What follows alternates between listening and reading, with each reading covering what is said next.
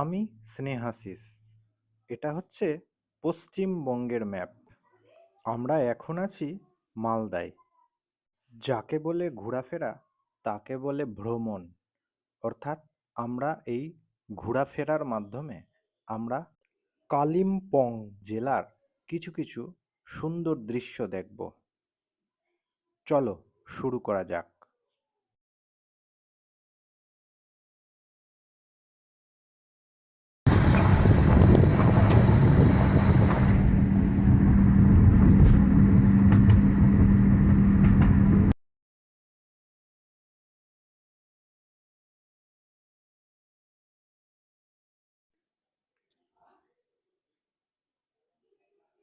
Teesta barrage.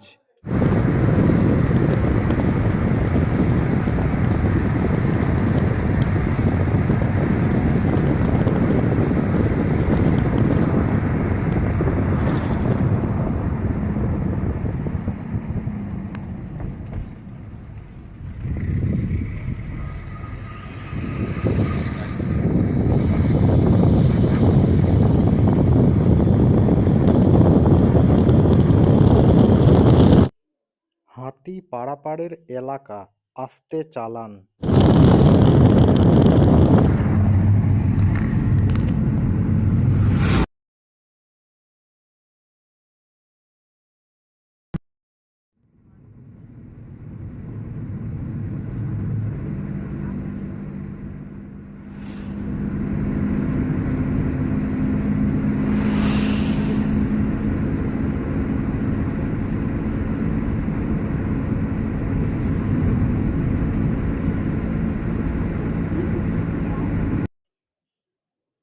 এগুলো হচ্ছে বন।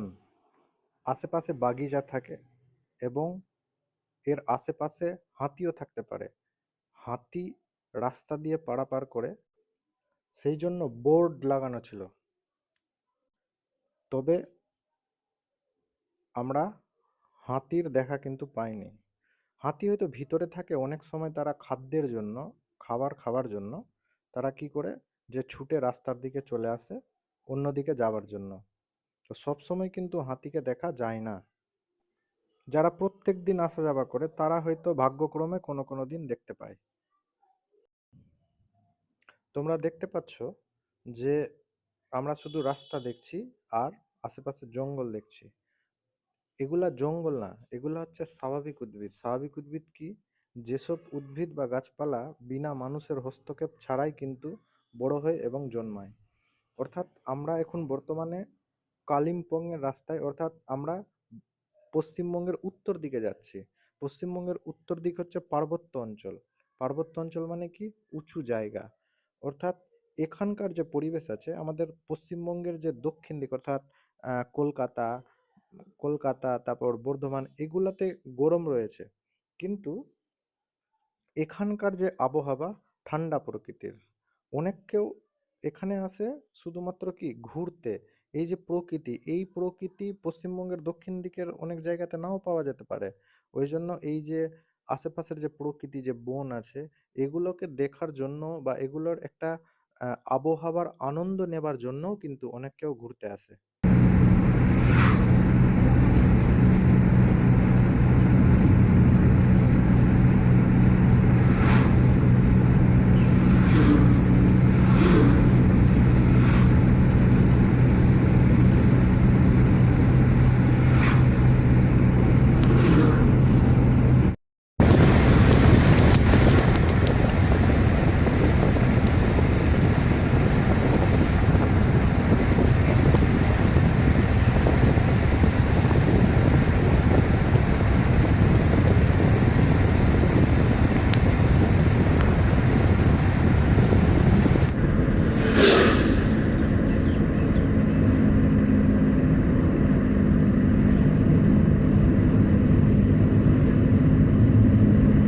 বাম দিকে চায়ের বাগান।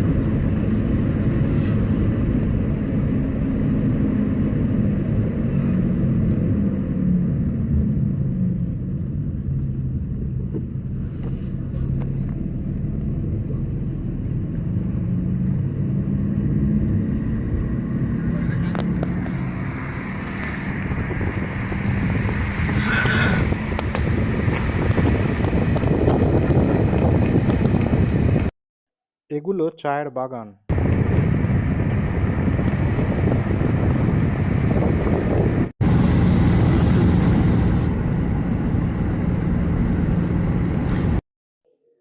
ডান দিকে তোমরা দেখতে পাচ্ছ যে গাড়ি থেকে উপরে কি পাহাড় দেখাই যাচ্ছে।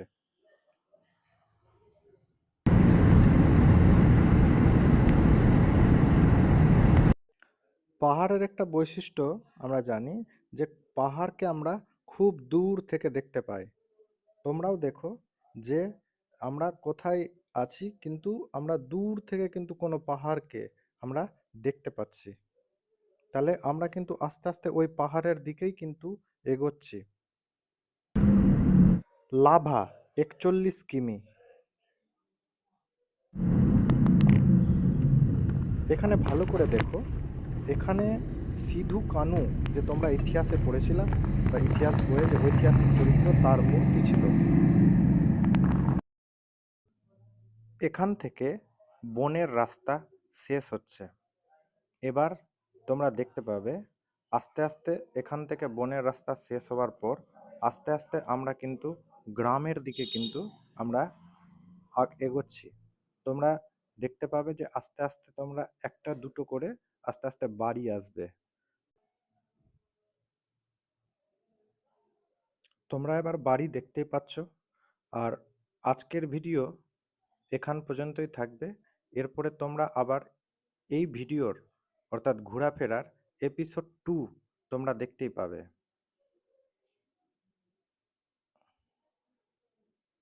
আমরা যেখান থেকে ভিডিও শেষ করেছি এখান থেকে আবার এপিসোড 2 এর ভিডিও আমরা শুরু করব। তোমরা দেখতেই পাচ্ছ যে আমরা আস্তে আস্তে গ্রামের ভিতরে ঢুকছি। ভিডিওটি শেষ পর্যন্ত দেখার জন্য ধন্যবাদ। আবার দেখা হবে।